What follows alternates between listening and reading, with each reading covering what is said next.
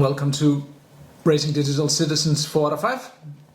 My name is Søren, and this is Jessica, my wife and business partner and very best friend, may I add. We are here to try and answer some of these questions that are coming in around digital parenting. And last week we did an episode very much evolving around Netflix Adolescence, that very popular series. And we ended up getting so many questions, but more of a practical nature. So I thought we should dedicate a little episode now to answering some of those. And we can't do all of them. We got a lot. Thank you very much. But they were very much of sort of the same nature. So if we've selected 4 that are more or less the ones that are sort of covering all your concerns or questions. So first one here says, I have 2 boys. How do I avoid ending up in a situation like the one in Adolescence? And again, if you haven't seen the series, do see it. But it's not a nice and pretty situation. But which we presume you've seen the episode now, do we? Mm-hmm. So yeah, I mean, if you haven't seen it, we would recommend very much checking it out. It is a very eye-opening insight into what can happen to adolescents, and sounds a bit like we're sponsored by Adolescence Netflix. Not by Netflix. No, but thanks to our sponsor Netflix. One of the things that you don't see, what you don't see a lot of in this series, is a big communication between the parents and the son, and so. A lot of fears have surrounded this series from parents who are concerned that their child, or boys in particular, can fall into this terrible situation. And one of the reasons why we actually created the cards, why I began the journey of researching for the cards, was precisely for our daughter initially to try to help prepare and prevent disconnection as we sort of let her out more and more into the digital world. So if you consider the digital world as very similar to the real world, and that we're slowly letting them out into that journey, then just allowing them to close the door, or believing that it's okay, or as we often talk about, black and white, or thinking that banning is the only solution, this can actually create the disconnection. So one of the ways you can avoid this situation is to start earlier, having these conversations, talking about it, and preparing for going out into this world, so that this disconnection doesn't happen, which is what I believe is one of the reasons why this actually happened in adolescence, which is, again, not very, very much talked about. We talk about a lot of other problems, but this is actually one of the seeds that planted the weeds that grew, so to speak. Mm-hmm. Very good. Do you do another one? Yeah, sure. So my son doesn't talk much. How do I open up a conversation without sounding like I'm accusing? Yeah. Well, good. Now, you mentioned the cards, and maybe I could just, for those who don't know, but Jessica has created this kit which very much helps around that, which is a kit that includes 200 conversation cards. And this is probably what is really needed here, because it is, if I understand this question right, it's sometimes difficult to just get started, They seem sometimes very distant behind their screen. Mm-hmm. We can't really see what's going on because it's a small screen. If we were looking like in the old days out on the playground, we could more or less observe what was going on, but we can't now. So it's sometimes daunting for parents to begin. Where do I start? And that's where the kit that you have created is so useful. And I have tried it myself, and so have many other parents.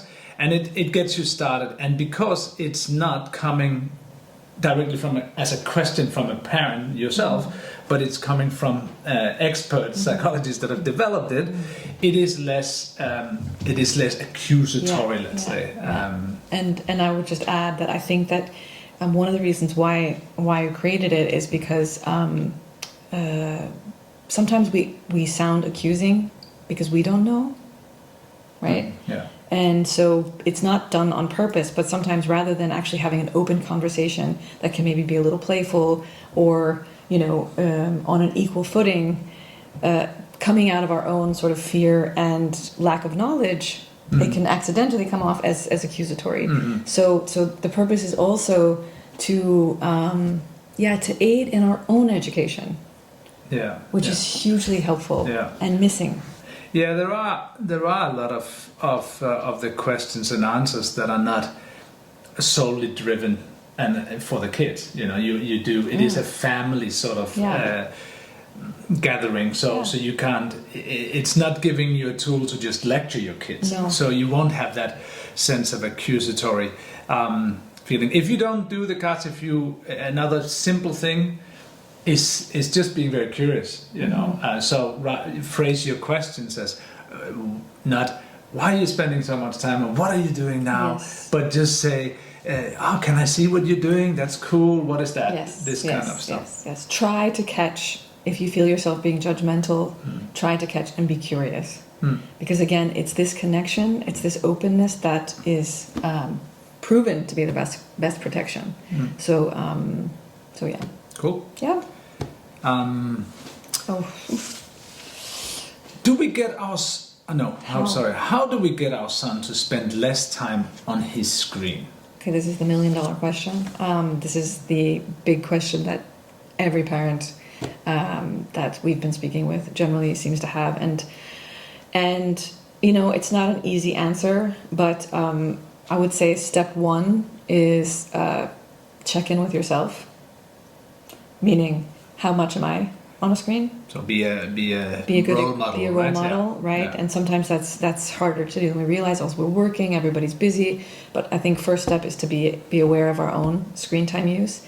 And then one of the things that we talk about along with the cards is the importance of making an agreement together with your child. And this isn't just like a one-off. You do it quickly. This is something that you do like over time after you've had a lot of conversations and built awareness with your child about their screen use, right? So help them think about, be aware of how do I feel when I'm using it too much, or what are some of the signs, or what does a healthy day look like to me? Getting this from your child. So again, getting some awareness from them rather than putting it just on them. And then we talk about making an agreement, and this is not a contract that you hand over, like, here's the rules, this is what you have to do, and this is what you... It's very much about getting buy-in from your child. And while it's not a magic wand, you'd be surprised how much more it works when they're part of making it, and also sometimes making the consequences that come along with it. This is a work in progress, but I actually just spoke to a mom couple of weeks ago who was dealing with this problem over and over again, and she finally really dove into doing the cards and really dove into making this agreement with her son, and it has gotten much better. Him being aware of it and controlling his own I guess we know that from ourselves. We tend to enjoy an activity more if we've chosen it and had some say in it. But what would a skeptical, what's wrong with just saying, okay, max 2 hours a day? What's wrong with that? We've seen, and we talked about it in the previous episode, that the statistics are mind-blowing. What was it, 50% of kids in the US and the UK spend over 8 hours a day, and that's excluding homework, school-related activities. So why don't we just as parents say, hey, 1 hour? Yeah, I mean, it's of course you can say it, but what happens very often, right, is that we say it, but then it's often something we don't always stand by as well. And this goes into a loop and a loop and a loop. So it doesn't actually really mean something. So, I mean, and again, we've also talked about the difference between quality and quantity. Yes, that's true. And then there's also the idea of like, let's not just replace it with nothing. You know, I think it's ideal to also have some other options. Like a friend of mine, she lives in the countryside, and her boys were a lot on the screens, and then she just decided one day, okay, that's it, they're on the screens too much, and then wanted to take them away just like that. And there was no sort of like lead in and discussion about it, and also you know, and that's also a bridge in that helps you know, make the transition. So also having some other things to do than just. You mean give them a fun alternative to being on the screen. Yeah. Don't just say figure something out. Yeah, figure something out. I mean, it is, and here the reality is just that there is such a big draw there on that screen, regardless of what they're doing. There is just a huge draw that we've never ever seen before. Yeah. So to say, hey, get off your screen and help me do the dishes, may not be, or do your homework. So not a negative alternative. I'm talking about also, like you know, let's go, you know, skating, or let's go, you know, play ball or do something fun. Another way to help this transition, which we've seen across the board with parents, is when we take the time to go in and play a game with them or get involved with what they're doing on the screen. This helps also make the transition off the screen. Yeah. So if they see you as an ally, not an enemy, I will often use this because I think it's so important. Be an ally, not an enemy. Get involved in their screen time. See what they're doing. Play with them. And then say, okay, now we've agreed, we've had enough time, and have some options. Have them come up with some options of things to do. I mean, I'm trying to be the devil's advocate. Sure. I do understand when you're saying this thing about quantity versus quality is something that I'm very focused on, because I've been with so many parents now that are really telling me, and you've seen it, that these fantastic ways that screens are being used. You know, so it isn't. I never think that. And just this morning, I saw we did it again. Our son engaged with 4 other friends gaming, but it was very, very interactive. I mean, they were laughing, talking, joking, and so you don't want to restrict that with a quantity restriction of X minutes. You know, that makes it difficult. But all right, so I think a lot of empathy and understanding, and getting buy-in from the child. Obviously, when they're younger, we need to be stricter about controlling it ourselves. And then I would be like, be strict on yourself. We've said this in another episode, because so then does me know there are real boundaries. Yeah. But the sooner that they can sort of have more of their own empowerment in this, the better.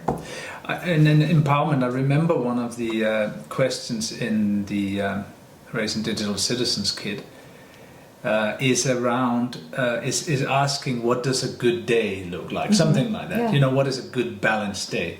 And that's not directly restricting or policing their day, and you're not catching them in the best moment, getting them off the screen, but it's sort of a long-term preparation of saying, what is it? Why do we need balance? So if you can get that discussion in very early on, that's probably one of those investments in the future. Yes. And again, I think the key here, which is a small thing, but it's actually a huge thing, is that you're genuinely asking, so that they genuinely reflect. They genuinely come up with the answer. We're not just actually giving them the answer, which is very often how many of us deliver information. We're actually telling them. This is something called the generational effect. We'll talk about this in another episode. Whereas when you generate the idea yourself, you're far more likely to remember it, to believe in it, and for it to stick. So this small difference of when you ask something to really, really genuinely not know, and let them come up with what a good day looks like. You know, why would I spend different time on various things? Makes a tremendous difference. So because they have said it themselves and they have been part of that, you're saying they're much more likely to have it stored in their long-term memory, and they pull it out themselves. And believe in it. And believe in it. Yeah. Okay. And remember it. Yeah. Cool. Okay. Last question. So How early do I need to start these conversations? My oldest is 8. Well, the conversations around everything online, I think, cannot start too early. You just interrupt me. I mean,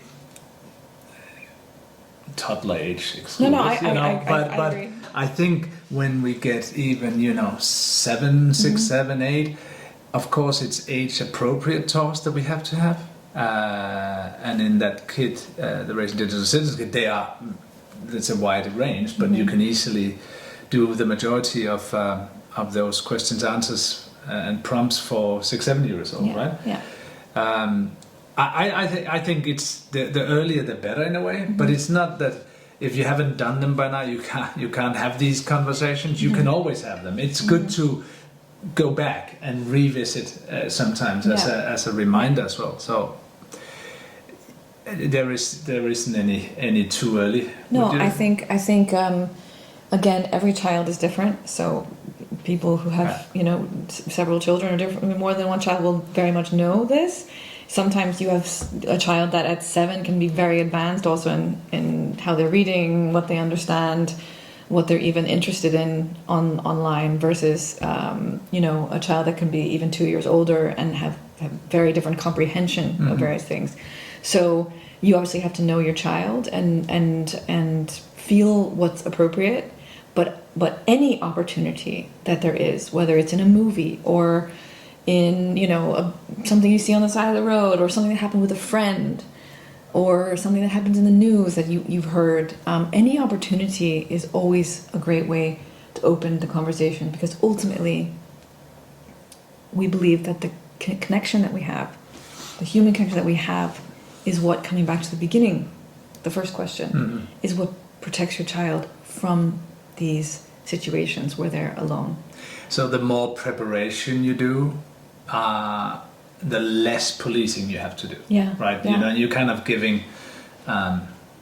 It's not about learning to fish with that, but it's more like giving them a moral compass, so they can see for themselves a bit more what this is about, rather than just saying banning. And I also think, which you've talked a lot about in your books, but also on your website, is the more you have these little talks, the more likely it is that they come to you when there's really, like it back to adolescence, when there's something really brewing, like there was in this episode, then they come to you. Yeah. Because you've had similar talks, you've had little talks, you've had small talks, but when something is really brewing, they're not going to sit in their room silently and hope they had somebody to talk to, but they will know who to go to. And we're not going to have a whole sea of information that we've never charted already with them. We have so many things we wouldn't even know where to begin, so it gets easier and easier to put it off. A little bit like the pocket theory. We should talk about that one day.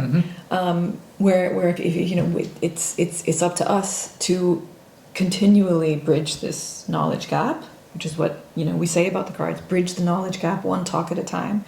And again, this is foundationally building trust, not fear. Yeah. Right. Yeah. And it's good practice for us too to just get into the practice of talking about it. Remember, the digital world is just as real as the online. As the offline world, and that's becoming more and more and more true. So our connection to each other becomes more important every day, and our values and all that. I think that's a great place to stop. Thank you for all your questions. We can't do all of them, but we've covered a few. Very practical. Hope this was useful for us, and for you. It was for us. Great to have them. Keep the questions coming, and remember, you don't need to be an expert to talk about this, but keep being curious and build those relationships. It's not. Jesus, this lady has to have the last question. It's not a conversation. Sorry, it's not. Not even forget what I was going to say. Well, you wanted the last word. It's not one big complicated conversation. It's a conversation that you have for life. See you next time. Bye. Bye.